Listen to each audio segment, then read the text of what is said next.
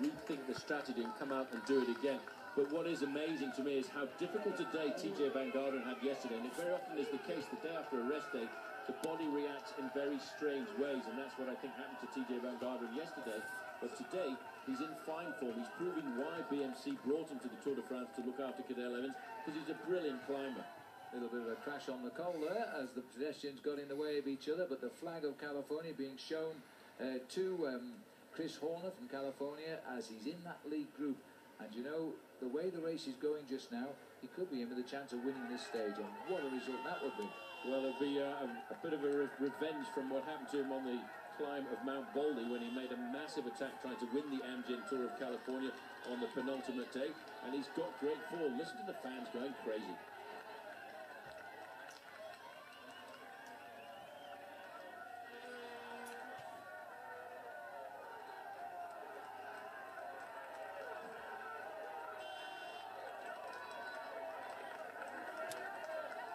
French flags, Czech Republic flags, you name the USA flag, the Norwegian flag, they're all here at the moment. This has been a real doer battle today. There's going to be a lot of tired bodies tomorrow. And even if Cadel's efforts hasn't succeeded, Paul, it will have done some damage. And the only way they're going to break the grip of Sky is to keep on attacking them. You've got to hit them every day. You've got to wear down the team. That's the only way to do it. So far, they've had a fairly easy ride. I know they've been over some big mountains this afternoon, but they've never been really put under pressure. But it's the accumulation of fatigue that will wear them down, and that's what they have to do. Amazing ride. The man we're looking at the front here of the six-man leading group on the road is 40 years of age. He's only bettered in age by Jens Voigt, who was an attacker in the early part of this race. Horner is a phenomenal performer. He rode very well in the Amgen Tour of California, but then an injury almost kept him out of the Tour. He wasn't on the long list for Team Radio Shack, and it was only brought in at the last minute when Andy Schleck was injured. Lawrence Tendam at the back here. Been up there for most of the day. Now it's time for our motorbike to try and get away from the fast descent here, and not quite on the top yet. Now, we've got to have a look and see what this man can do when we come to the next climb, because Frederick Kesiakov, he'll be thinking about the lead in the King of the Mountains classification tonight. We're not far away. I make it just about 4 kilometres to the top of the climb and another 25 points available. And it should be less than that. We've gone through 3.6, so we should see that maybe the 3 kilometre banner will be coming at us in a minute. Now that the spectators are getting a little bit excited down there, that was almost the point of knocking one of the riders off. So I can never understand why people want to run alongside the riders, something somebody can explain to me one day. 2:23 of the gap at the moment. We've just gone through the summit there of the Col du Glandon, so we should be at 3 kilometres to go to the summit of the Col de la Croix de Fer.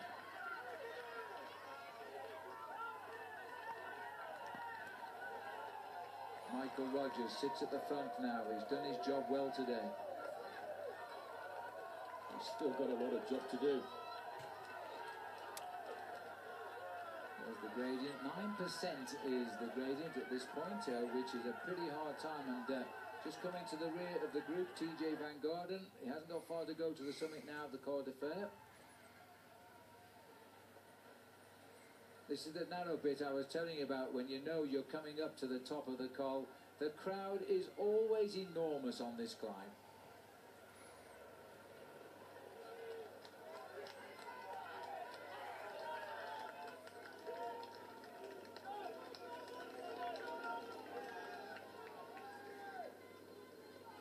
The steady progress of the Maillot Jaune group of Bradley Wiggins here. He's had his moments on this climb, but he's put everybody back in the place, courtesy of Michael Rogers, his teammate. And the front runners now, they really are being driven on by Laurent Tendam at the moment. Well, it looks very much as if Laurent Tendam is having one of his best days, but just check out the blue jersey there, because all of a sudden Dan Martin has recovered and he's back in the lead. He's had a really good climb here. He was struggling on the Col de Madeleine, but this is a different climb, and he looks to me as though he's really pulled himself good now.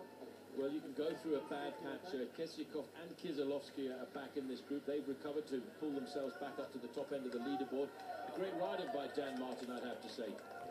But Chris Horner is a bit of a surprise to us, I must say, coming into the Tour so late. Last year, it was a sad sight, you know, when in a massive pile-up, Chris Horner went out of the race on stage 7. The same crash that took Bradley Wiggins out with his broken collarbone. When Chris got to the finish, he had no idea where he was. He was asking if he finished the stage. He obviously had concussion and was out of the top. He almost didn't make the team either, but they brought him in at the last minute when Andy Schlepp broke his pelvis. Now he's paying back the team selectors because he could win today. Well, he certainly could. He's got a very good chance of victory this afternoon, and he's still looking at a good 2¼ minutes advantage over the yellow jersey group, and they have absolutely no reason to pull back those riders, unless, of course, one of these men from Team Sky wants to try and get himself a stage victory today.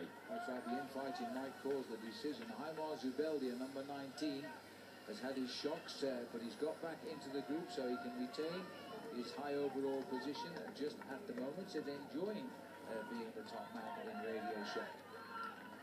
Well, TJ Van Garderen, number 9, the leader of the Best Young Rider competition, after having a very difficult day yesterday, has stayed alongside Cadell Evans all of the time. He's the faithful lieutenant in a race like this. He's serving out an apprenticeship to hopefully become one day a rider who could take the overall victory for the United States. 23 years of age, but he has been around for 3 or 4 years, and we reckon he could be the next big thing. Well, this group being led by Michael Rogers is not going to contact the leaders. They went over the Madeleine with 2:57. At the moment, they're still 2:12 to the advantage, and that means that 25 points first place is going to be highly valuable, especially if Kesiakov can get that one as well. But Velic took him on last time. But Velic is no longer there now. He's fallen back to the lead group as they continue up towards... They've just passed 1 kilometre there to the summit of the Col de la Croix de Fer. 25 points for the man who wins, and Chris Horner is leading them up towards the summit. And Kesiakov, the hand's gone up there from Dan Martin. I can't imagine what he wants so close to the top. 25 points for the win, 20 points for second. Kesiakov doing up his shirt here, his racing jersey. He's getting ready perhaps to snatch the points again. He will certainly sprint for this. He's the man we saw get the lead very early on. What a majestic view as we look down. This is the other angle of Les Aiguilles d'Alba on the far side there, the high spot of the Massif of the Maurienne. Well, this is the high spot of the day of racing today. We're higher than the Col de Madeleine. 2:04, the gap has come down a little bit in the last few minutes. And I'm not too sure what Dan Martin was wanting, but we're with the chase group here at 2:04. Chris Froome has come up on the right now. Well, Richie Porter, 107, put his hand up. He's gone back to the team car here to take on board drinks, I think, for the top men. And he will load up as quickly as possible and then ride up around the outside to distribute his wares. Now, is Kesiakov here? He's come to the front, but is Kesiakov second place rider at the moment? It's his teammate who's making the pace now. Yeah, this is Kieselowski, Robert Kieselowski, the Croatian rider. He's setting the pace to try and set it up for the sprint for his own teammate. And his teammate, Kisiakov, has got a very, very fast turn of speed, a big acceleration. Well, watch out for the second place man, Pierre Rowland, there, because he wants these King of the Mountains points as well. We've switched back to the main chase of 2 minutes and 1 second at 55 kilometres. Whatever happened to the big bunch in the Tour de France as they come to the top of the Col de la Croix de Fer? Well, there's 1 kilometre to go to the summit sign for the leading group of the leading contenders, and still Michael Rogers happy to do the pacemaking, just ticking out that pedal like he would do in an individual time trial. They're through now, the final kilometre of the climb of the Col. We have a plunge down, and then we climb the Col du Mollard, and this is the one everybody's concerned about on the descent. It is a badly paved road affected by the winter. It's narrow and tortuous. Now, there's the attack by Pierre Rowland, completely answered by Kesiakov as they go around Kieselowski, and the Frenchman wants the points. Now, Kesiakov is the rider who got second on the last climb. He'll increase his lead in the King of the Mountains, even with second. He wants first, and I think he might have snatched it. He snatched it just on the line there. Fortunately, it was barriered back. The crowd was well away from the riders, and Kesiakov just found a room to come through and get himself maximum points. Well, that's going to give him another 25, and that's going to extend his lead in that competition. I think they need to sit up and wait. Just look at this. It's a lunge for the line there. Just gets it.